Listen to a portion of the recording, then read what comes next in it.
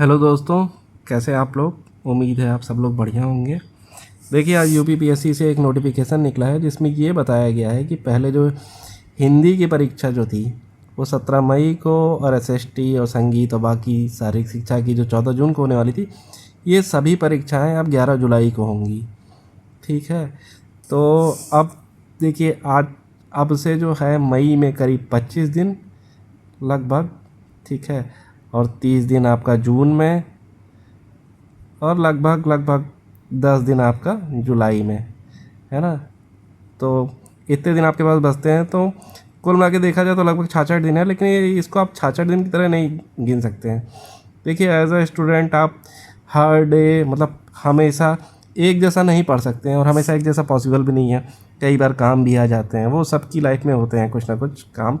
तो कुल मिला के मतलब मोटा मोटा ऐसा मान के चलिए कि 60 दिन आपके पास होंगे।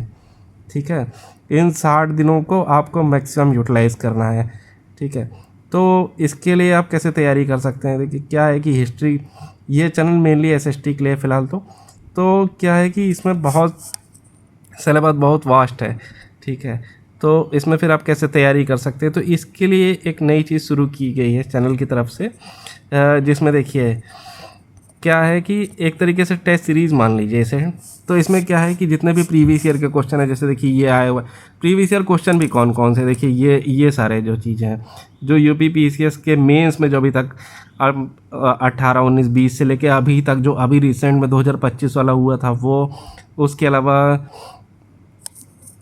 सॉरी ये ज्योग्राफी गलती से लिख गया है, ये जो हिस्ट्री ऑप्शनल के इसमें जो क्वेश्चन आए थे वो, ठीक है, साथ में जो बीयू एक पेपर हुआ है वो सबका जितना भी पेपर हुआ है उन सब के क्वेश्चन डाल दिए गए हैं। कुछ टॉपिक ऐसे थे जो आपके सिलेबस में नहीं है तो उनको हटा भी दिया गया है। ठीक है, तो ये सारे क्वेश्चन, जैसे देखिए इसमें ये क्वेश्चन आया हुआ है ताम्र पाषाण युग की विशेषताओं के बारे में।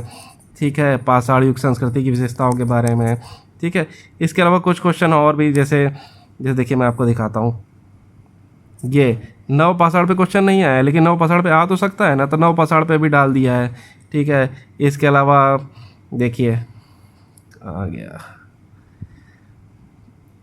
चलिए ठीक, तो इसमें देखिए जैसे सिंधु घाटी सभ्यता पे है, नगर नियोजन पे है ना, इसी तरीके से इसी तरीके से देखिए वैदिक काल पे भी, वैदिक काल में मतलब शिक्षा प्रणाली कैसी थी, ये जितने भी सारे क्वेश्चन हैं वो सब डाल दिए गए हैं।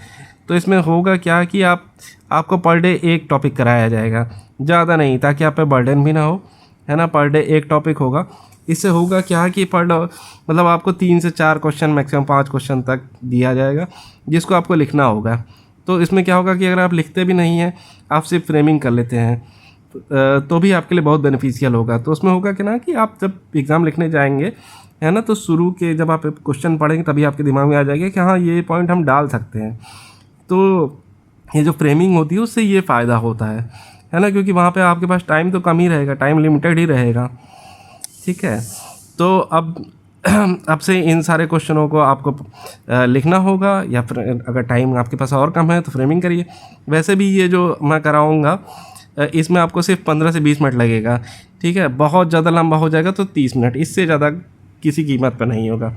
ठीक है, तो अब से ये शुरू होगा, मैं कराऊंगा हिस्ट्री पहले, और एक दूसरे सर हैं वो कराएंगे ज्योग्राफी। तो ये सब आप चैनल को सब्सक्राइब कर लीजिए। ठीक है, तो और ये टेलीग्राम चैनल है, ये हमारा, ये देखिए ये टेलीग्राम है, इसको आप ज्वाइन कर लीजिए।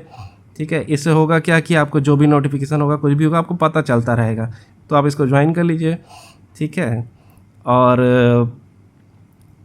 बस यही है, आप लोग तैयारी करते रहिए। जितना ज़्यादा लिखेंगे उतना ज़्यादा रिकॉल कर पाएंगे। लिखना ही सबसे इम्पोर्टेंट है, मेंस सब कुछ लिखना ही है मेंस, कि वहाँ आप कितना याद कर पाते हैं और कितना वहाँ रिप्रोड्यूस कर पाते हैं, क्योंकि मेनली वहाँ एग्जामिनर के पास आपकी कॉपी ही जाएगी। आप जितना रिप्रोड्यूस कर पाएंगे उतना ही बढ़िया होगा। ठीक है, तो आप चैनल सब्सक्राइब कर लीजिए और टेलीग्राम ज्वाइन कर लीजिए। ठीक है, बाकी सब ठीक है, फिर आप लोग तैयारी करिए। All the best, thank you.